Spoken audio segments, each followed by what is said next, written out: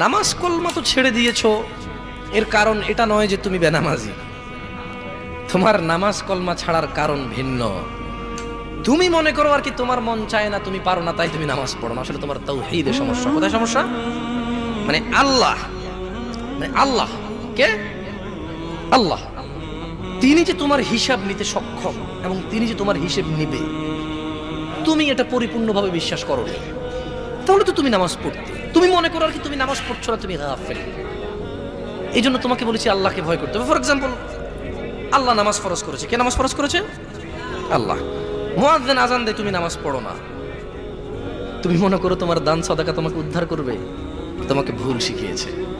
আমি মানুষ, ছোট হতে পারি। শোনো, জোর জবরদস্তি করে কিছু কথা আমাকে শুনিয়েও দিতে পারো, এখান থেকে নামিয়েও দিতে পারো। বলছি না তোমরা নামাবা, বাট এটা পারো।